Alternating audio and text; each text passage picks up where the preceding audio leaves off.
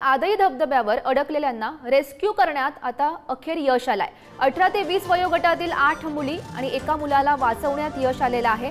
पनवेलच्या आदई गावच्या धबधब्यावर हे जे पर्यटक होते ते अडकलेले होते। अग्निशमन दलाच्या मदतीने सर्वांना वाचवण्यात आता यश आल्याचं पाहायला मिळत आहे। महत्त्वाची बातमी आपण पाहतोय।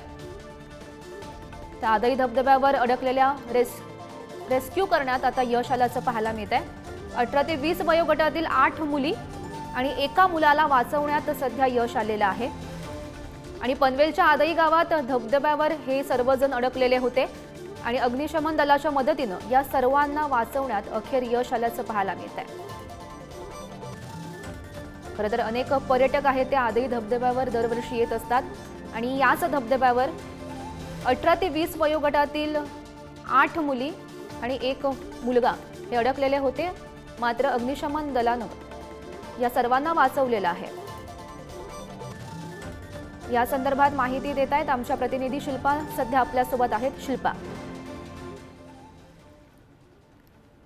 नक्कीच गौरी, पनवेल माथेरान रोड जवळ आदई गाव आहे आणि तिथे धबधबा आहे।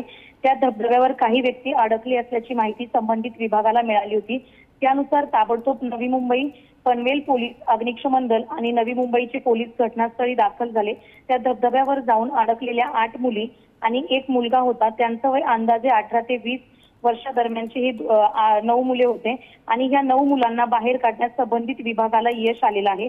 रेस्क्यू करून डोंगरावरून खाली उतरवण्यात या 9 मुलांना बाहेर काढण्यात यश आलेलं आहे। गौरी, हो हो, नक्की शिल्पा, धन्यवाद दिलेल्या या सविस्तर माहितीसाठी।